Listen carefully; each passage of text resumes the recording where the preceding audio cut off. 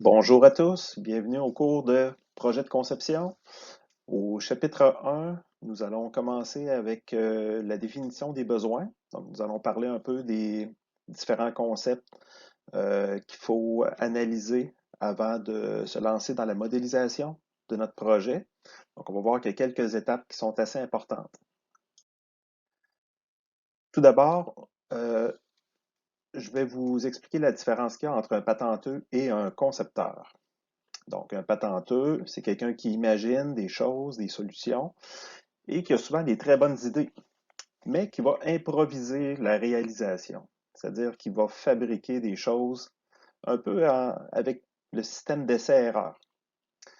Un concepteur, donc quelqu'un qui travaille de façon professionnelle pour concevoir des choses, lui, il va détailler la solution au complet avant de lancer la fabrication d'un produit.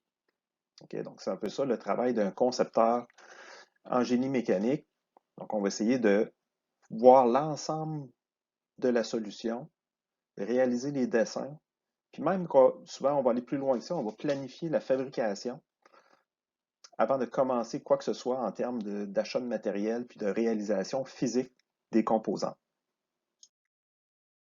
Donc, dans ce module, nous allons voir les premières étapes de conception du projet. On va parler premièrement, quelles sont les étapes d'un projet. Pas seulement que la conception, on va aller plus loin aussi, on va aller du côté de la fabrication aussi pour cette description-là. Et on va faire premièrement l'estimation de la durée du projet. On va regarder la définition des besoins, qu'est-ce qu'on va, ça va comprendre. La recherche des solutions aussi, comment on va faire ça, la recherche des solutions, puis qu'est-ce qui est important de garder dans notre rapport de conception. Tout d'abord, les différentes étapes d'un projet. Donc, on va commencer avec la partie conception. Et puis ici, vous allez voir que ça ne se fait pas de façon linéaire nécessairement. C'est pas parce que je définis les étapes de réalisation d'un projet que les étapes vont se faire nécessairement dans cet ordre-là. Donc, première chose qu'on va faire, c'est qu'on va estimer la durée de notre projet. Donc, on va avoir, puis les coûts aussi, donc au niveau du montant d'argent qu'on a disponible pour réaliser un projet. Donc, il y a quand même une étude de projet qui va se faire à l'avance. Donc, ça, c'est dans le cours de gestion de projet que vous avez parlé plus en détail de cette partie-là. Maintenant, lorsqu'on sait ce qu'on veut faire, puis on a une estimation de la durée du projet, eh bien, on va définir plus clairement quels sont les besoins. On va rechercher des solutions. On va faire des esquisses de mouvements ou on va faire du 3D simple qui permet de tester des mouvements. Ensuite, on va faire des calculs de statique et de résistance de matériaux. On va aussi faire une modélisation préliminaire. Donc, on va commencer par euh, dessiner les pièces de façon réaliste, mais sans nécessairement mettre beaucoup d'emphase sur l'optimisation de la conception, entre autres pour faciliter la fabrication, l'ergonomie, la sécurité, etc. Donc ça va venir plus tard. Ensuite, on va demander des approbations. Donc, à partir du modèle 3D qu'on a, quand on a une solution qui est assez avancée, on va demander des approbations, donc aux clients, aux patrons, etc. Pour votre projet, ce sera le professeur, donc moi, qui va détailler les modifications s'il y en a à faire, qui va approuver votre projet. Ensuite, ça va être la modélisation finale lorsqu'on a l'approbation. On va faire aussi des mises en plan. Et à la fin, on va calculer les tolérances et faire une analyse du projet. Comment ça s'est passé, combien de temps que ça a pris pour faire la conception, quelles ont été les difficultés, etc. L'étape suivante, c'est d'analyser la fabrication notre, euh, de notre composante ou de notre système qu'on a réalisé. Donc là, ça dépend toujours du type de projet qu'on a, mais supposons que c'est un équipement qu'on veut vendre à un marché, donc à une clientèle qui serait intéressée d'avoir ce produit. Ben, à ce moment-là, on va faire une chaîne de fabrication qui va être, je dirais, là, de plus grande envergure. Donc, c'est un peu ça que j'ai ciblé comme type de projet. Euh, donc, vous avez comme exemple ici là, un bateau, par exemple, qui pourrait être fabriqué. Donc, première chose qu'on va faire, c'est qu'on va fabriquer un prototype ou des prototypes. Donc, il va nous permettre de tester le produit physiquement, son fonctionnement, sa durabilité, etc. Est-ce que ça répond bien aux critères de ce que j'avais prévu au début? Si tout ça est bon, On va faire la correction dans le fond, des différents problèmes qu'il y a. Et puis à la suite, on va élaborer des gammes de fabrication. Donc, les gammes de fabrication, c'est dans le fond comment on va fabriquer le produit, dans quelles étapes, quelles vont être les machines que je vais utiliser, les outils. Donc ça, c'est très détaillé en termes euh, de spécification au niveau de la fabrication. Ensuite, on va concevoir l'usine de fabrication. Donc ça, cette partie-là, c'est plus les techniciens en génie industriel qui vont travailler sur cette portion-là. Donc, comment on va aménager une usine pour réaliser la fabrication des produits. Donc, comment je vais installer des machines, etc. Donc, le procédé, l'acheminement des pièces, etc. Donc, ça, c'est tous des trucs de génie industriel qui sont très intéressants. Donc, c'est plus dans leur domaine, dans leur spécialité. Maintenant, nous, ce qui va nous rester à faire en termes de concepteurs, ça, c'est vraiment une tâche de conception qui peut être soit faite par les TGM conception ou TGM fab, tout dépendant. Donc, c'est la conception des gabarits, des machines de production, la programmation des machines ou la programmation des robots ou des systèmes automatiques. Donc, ça, c'est encore une fois TGM, des techniciens en génie mécanique qui vont pouvoir faire ça. Vous avez ensuite la fabrication et l'installation des composantes dans l'usine. Donc, une fois qu'on a décidé ce qu'on voulait, on va aller l'installer, on va acheter les machines, les robots, etc. On va les installer. Donc, ça, c'est beaucoup plus du domaine de maintenance industrielle, donc tout ce qui est mécanique industrielle. Euh, donc, c'est les techniciens en génie mécanique qui décident comment ça va se passer et c'est réalisé sur le plancher, souvent par des techniciens en maintenance. Euh, Ensuite, on peut lancer une pré-production. Donc, on va fabriquer une petite quantité de pièces. On va analyser comment ça se passe, quels sont les problèmes de production, etc. On va régler des problèmes à petite échelle. Et quand tout sera réglé, là, on va rentrer vraiment dans la dernière phase, qui est la phase de production euh, complète à ce moment-là, puis pouvoir distribuer les produits sur le marché. En faisant un profit, on l'espère. OK. Donc, quelles sont les premières étapes importantes lorsqu'on va concevoir un projet, un produit, etc., en mécanique? Donc, la première chose qu'on va faire, c'est qu'on va réaliser une estimation de la durée du projet. Donc, on ne peut pas se lancer dans un produit, un développement, sans avoir une petite idée de combien de temps ça va prendre, puis combien ça va coûter pour développer ce produit-là. Donc, l'estimation va nous aider à avoir une petite idée de combien de temps que ça va prendre, quelles sont les différentes étapes que je dois réaliser. Donc, en fait, c'est plus comme un tableau Excel qu'on va se faire, qui va détailler chacune des tâches. Et sur les tâches, on va assigner, dans le fond, un temps. On pourrait mettre des ressources là-dedans et on pourrait aussi détailler le coût, donc les montants d'argent qui sont nécessaires pour arriver à réaliser ces tâches-là. Donc, c'est en gros ce que ça permet de faire. Donc, on dit ici établir l'ampleur du projet en temps puis en argent. Ça permet de planifier puis d'optimiser la durée et l'ordre de chaque tâche. Ça permet d'assigner les ressources pour chacune des tâches. Donc, nous, on n'aura pas à le faire pour notre projet de conception parce que c'est un travail individuel, donc on n'a pas de ressources autres que le temps que chacun des étudiants va mettre sur le projet. Mais plus tard, vous allez avoir des projets où là, vous allez avoir plusieurs personnes qui vont travailler sur le projet. Vous allez avoir des ressources, vous allez avoir besoin de sous-traitants, etc. Donc, à ce moment-là, vous allez avoir une planification des tâches qui va être beaucoup plus détaillée, beaucoup plus complexe. Autre chose aussi, c'est que ça permet de faciliter le calcul de rentabilité du projet. Donc, la portion conception de mon système va être importante, va avoir un certain coût à établir. Et ça, c'est important pour savoir si le projet va être rentable à long terme. Ensuite, dans cette partie-là, on va faire le suivi des tâches à chaque session de travail. C'est-à-dire que quand vous allez arriver en classe, vous allez sortir votre feuille de suivi et vous allez inscrire, bon, aujourd'hui, j'ai travaillé 3 heures de temps sur les calculs de physique et 1 heure sur, je sais pas moi, la simulation. Donc, vous allez avoir comme ça des tâches à effectuer. Et puis, Vous allez pouvoir aussi inscrire le pourcentage de la tâche qui est réalisée. Donc, si les calculs physiques, après 3 heures, vous avez, je sais pas, le quart des calculs de fait environ, bien, vous allez inscrire 25% de mon calcul de physique qui est réalisé après 3 heures. Ensuite de ça, vous avez le nombre d'heures de travail en classe et il faudra faire une colonne séparée pour les heures supplémentaires. Donc, ça, c'est les heures que vous allez travailler en dehors de votre temps de classe qui est prévu. Donc, ça va nous permettre de cibler un peu mieux les heures que j'ai fait en classe puis les heures que j'ai fait à l'extérieur. Donc, cette session-ci qui est un peu spéciale, même si on travaille à l'extérieur pendant la durée des cours, ça va être considéré comme des heures de travail en classe. Okay? Donc, on a droit à 6 heures par semaine de travail de classe et ensuite, ça devient des heures supplémentaires.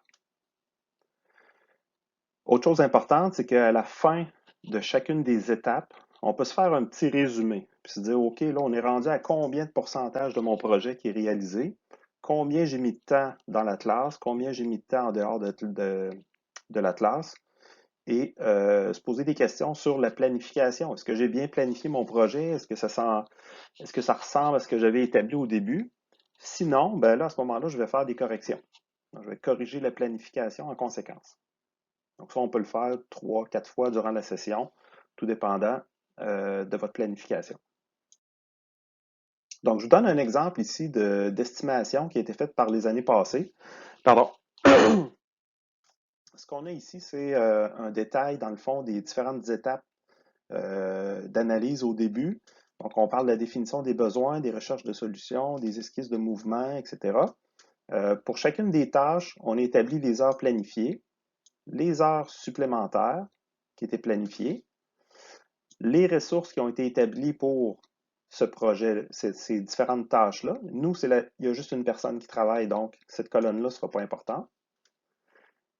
Par la suite, quand vous allez faire le suivi du projet, vous allez remplir les colonnes heures réelles. Donc, c'est là qu'on va comparer, supposons, l'analyse de la problématique. J'ai fait 2 heures et j'avais planifié 2 heures en classe pour faire ça. Donc, ça fonctionne. Et l'analyse de la problématique est terminée complètement. Je mets ça à 100% ici. Puis plus je vais avancer dans mon projet, eh bien, je vais pouvoir avancer les différents pourcentages des tâches au fur et à mesure que j'avance. OK. Étape suivante, c'est la définition des besoins. Ici, on a besoin de définir, dans le fond, quelles sont les exigences, quel est l'objectif de mon projet, puis les exigences que je dois atteindre avec mon projet. Donc, c'est important de bien cibler c'est quoi les exigences, les caractéristiques du produit que je dois concevoir. Parce qu'à la fin, je dois évaluer si j'ai atteint ces objectifs-là. Puis tout au long du projet, je vais prendre les décisions qui vont me permettre d'arriver à atteindre tous ces objectifs-là.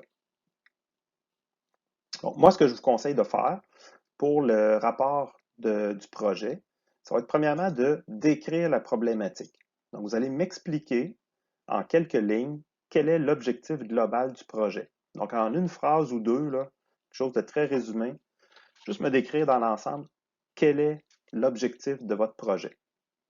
Donc, je donne un exemple. Si on prend le problème que j'ai ici, je pourrais décrire mon projet comme étant la conception d'un système de levage pour VTT qui va me permettre d'augmenter la sécurité de l'utilisateur lors du chargement du VTT dans un camion.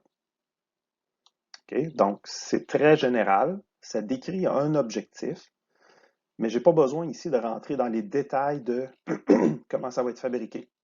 Je n'ai pas à dire, par exemple, que ça va être fabriqué en aluminium, okay? Parce qu'on ne le sait pas encore. Donc, vous mettez des images qui vont venir ajouter à votre explication. Comme ça va être bien clair ce que vous avez comme objectif dans votre projet. Autre étape de définition des besoins, on va quantifier le travail à faire.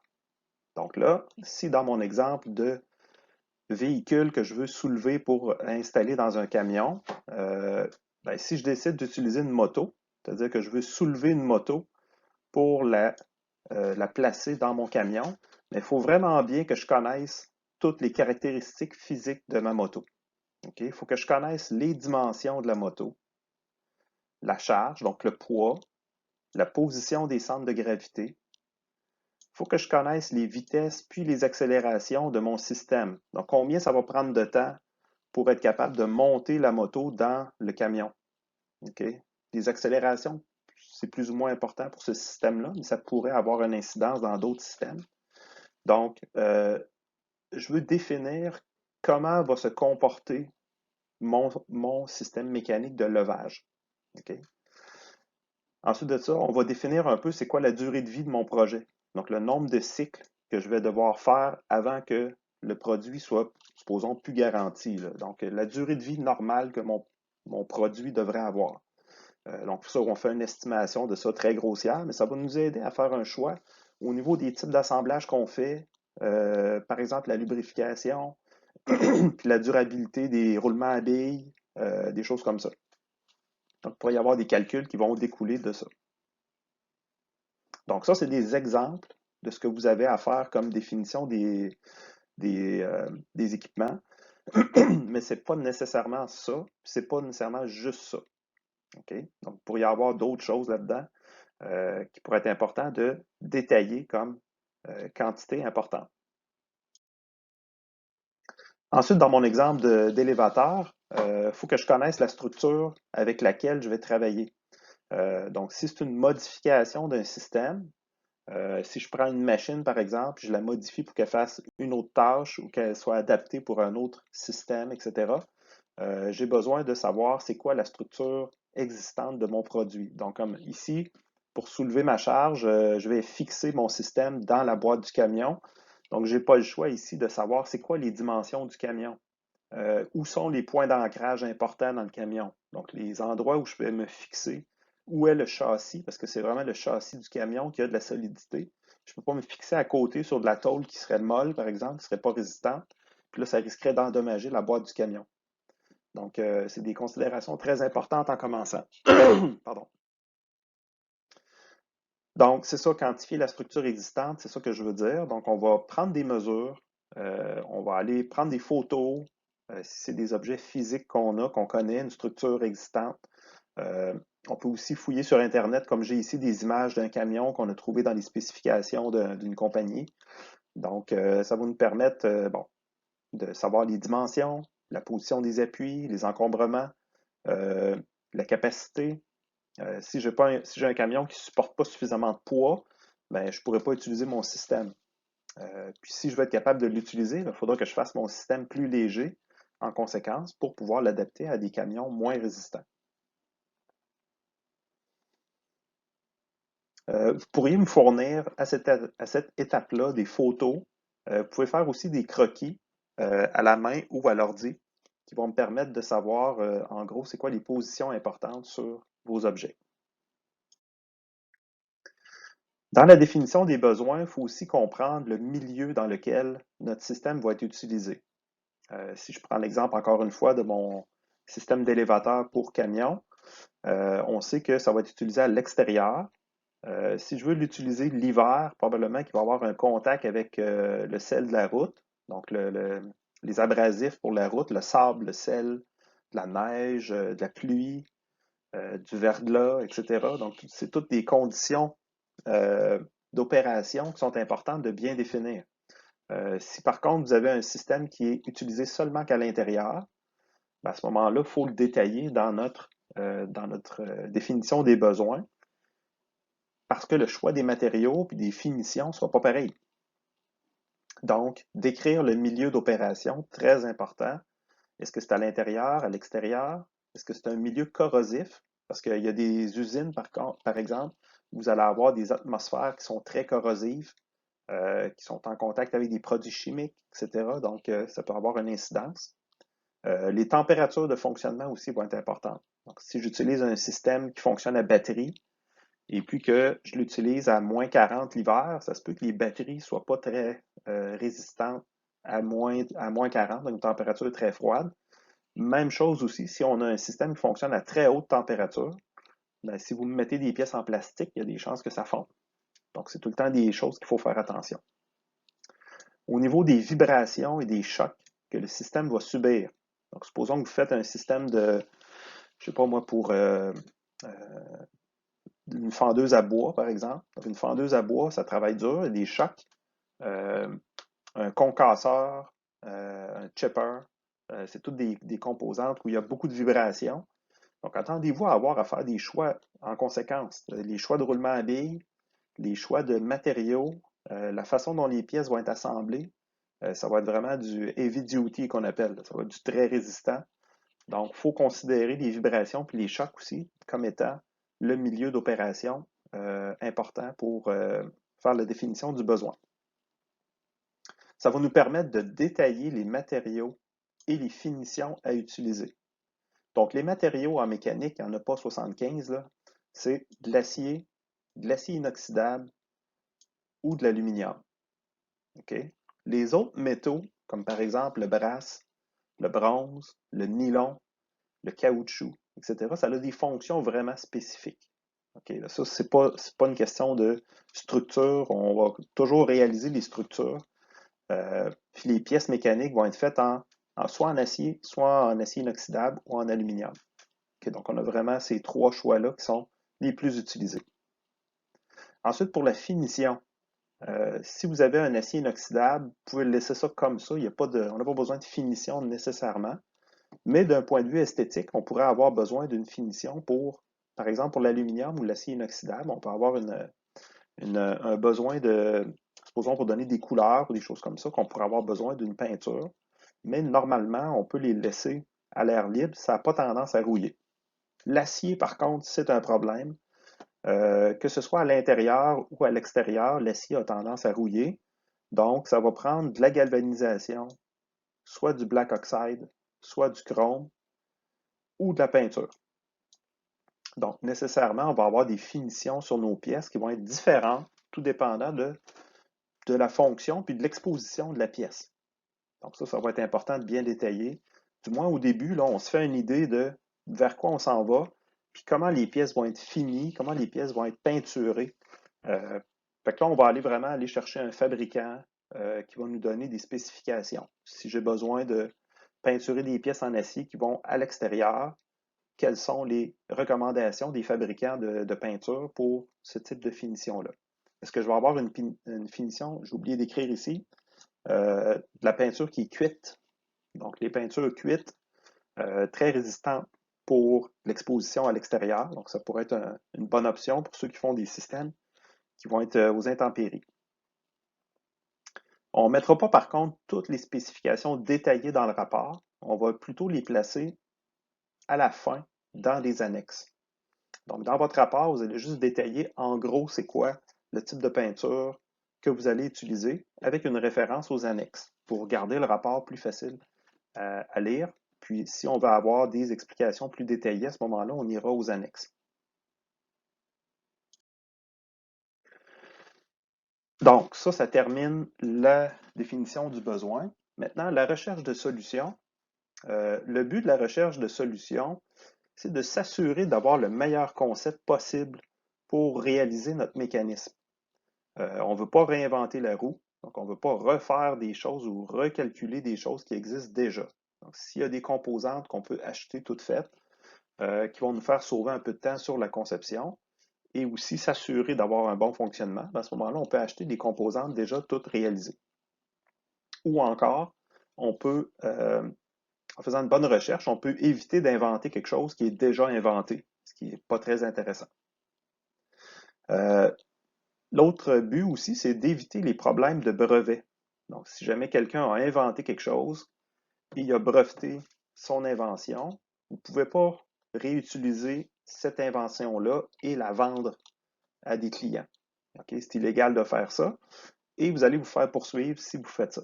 Donc, il faut absolument faire une bonne recherche, s'assurer qu'il n'y a pas un brevet qui existe déjà sur tel ou tel type d'invention. Ça va nous permettre de trouver des idées pour la conception des structures et des éléments mécaniques, pas nécessairement dans le même genre de système. Okay? Ça peut être dans d'autres types de fabrication mécanique que là, je vais avoir des idées qui vont me permettre de réaliser d'autres genres de mécanismes. Je vous donne un exemple. Ici, j'ai une batterie OK? C'est un exemple de batterie qui est rechargeable.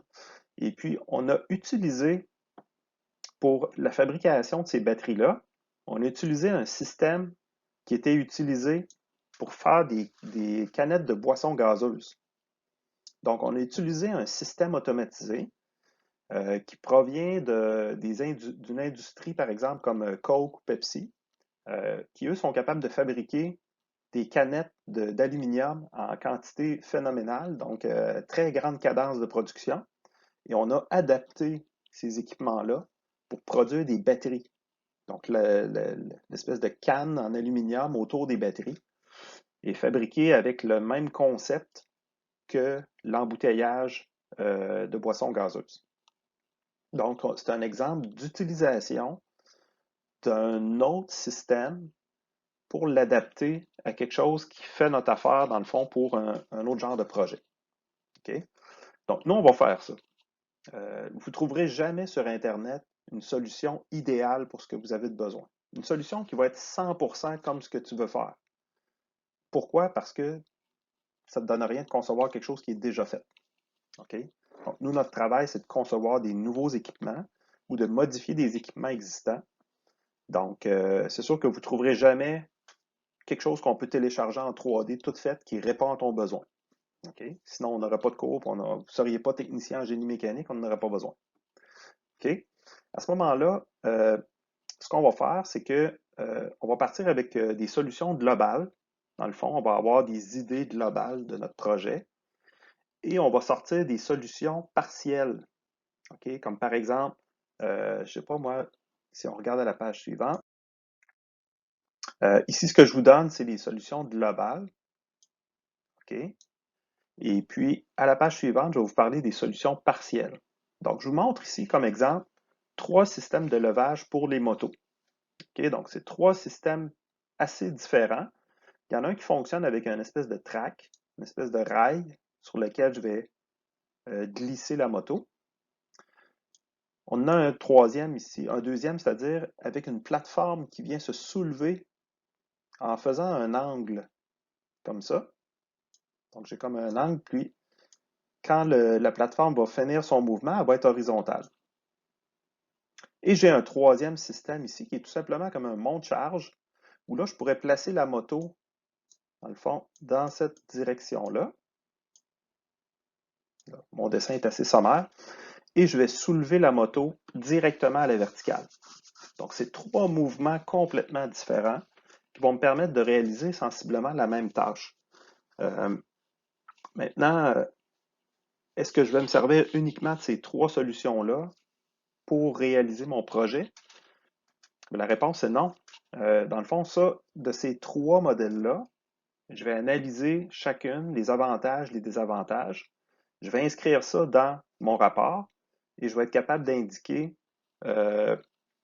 c'est laquelle qui est la meilleure. Okay? Donc, je vais choisir, dans le fond, un système, mais il ne sera pas nécessairement 100% comme une des solutions. Je pourrais avoir, par exemple, 25% de celle-là, 75% de celle-là, ou 50% de celle-là, 50% de celle-là. Okay? Si j'ai 100% d'une solution, ben, c'est correct aussi. Donc, je verrais quelque chose qui serait vraiment semblable à ça. Mais pour tous les systèmes qui composent ce mécanisme-là, je vais devoir chercher des solutions partielles. OK? Donc, c'est un peu ce que je vous explique dans mon texte ici. Donc, vous allez devoir montrer des images des solutions que vous allez trouver. Donc, si j'en ai 3, ça peut être 2, 5, 10 solutions différentes que vous trouvez. On explique un peu quelles sont les choses intéressantes sur chacune, les inconvénients, et puis ensuite de ça, je vais choisir une solution. La solution peut être une combinaison de plusieurs concepts différents.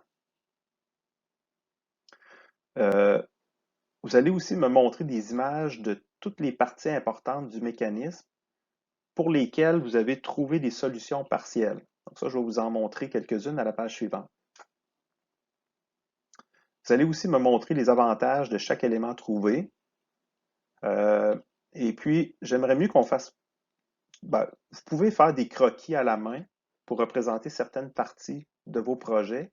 Mais si je me fie aux expériences du passé, ce que les étudiants faisaient, c'est qu'ils prenaient, dans le fond, une solution toute faite, puis ils faisaient des croquis à la fin du rapport. Donc, moi, ce n'est pas nécessairement l'utilisation que je voulais avoir des croquis. Mais si vous voulez faire des croquis, il faut que ce soit vraiment des croquis intéressants qui vont montrer vraiment un fonctionnement. Il faut que ce soit bien fait aussi. Gardez l'esprit ouvert à des solutions originales. La pire chose que vous pouvez faire dans un développement, dans la réalisation d'un projet, c'est de vous dire que la meilleure solution, c'est ça en partant. OK? Puis de prendre, dans le fond, tous les chemins possibles pour arriver à cette solution-là. Donc, il ne faut pas être borné lorsqu'on fait de la conception mécanique, il faut avoir l'esprit ouvert. Vous allez devoir prendre une solution pour commencer le projet. Cette solution-là va évoluer en cours de route. Okay? On ne va pas se bloquer à des bonnes idées en faisant notre développement. Donc, il faut s'assurer que dans le cours de notre projet, on ne fera pas une solution qui va répondre à des questions d'esthétique ou des questions d'originalité ou de peu importe. Donc, moi, ce que je veux, c'est que lorsque vous allez dessiner, vous allez décider de ce que vous voulez faire comme projet, c'est que vous suiviez vraiment étape par étape ce que je vais vous dire comme façon de faire. Et puis, vous allez avoir vraiment un projet qui va être intéressant à la fin. Ça ne ressemblera pas nécessairement à ce que vous avez envisagé au début, mais vous allez avoir quelque chose qui est fonctionnel, qui ne coûtera pas très cher, qui serait intéressant à mettre sur le marché. Donc, des exemples de solutions partielles. Okay, donc, une fois que vous avez trouvé votre solution globale, pour votre système, on dit ici qu'on a besoin d'un mouvement de translation. Donc, comme exemple, donc un mouvement de translation, vous allez faire une recherche là-dessus et vous allez trouver, dans le fond, différents modèles de translation. Donc, ici, moi, j'ai trouvé un modèle qui fonctionne avec des profilés d'aluminium. J'ai trouvé des guides qui ressemblent un peu pour des tiroirs en guidage. Puis vous allez avoir aussi des systèmes de portes sur roues, donc avec des rails et des galets qu'on appelle. Donc, chacun de ces systèmes-là a des avantages puis des inconvénients et ça va être de choisir le système qui est le mieux adapté pour ce que je veux faire comme projet. Donc ça va être important de me détailler comme ça les solutions, je dirais pour les éléments importants de votre mécanisme. Donc, tout dépendant de la complexité, vous allez avoir des projets où il va y avoir 3, 4, 5 sous-systèmes qui sont importants de vérifier, de faire des recherches pour bien adapter, puis aller choisir les bons systèmes de mouvement.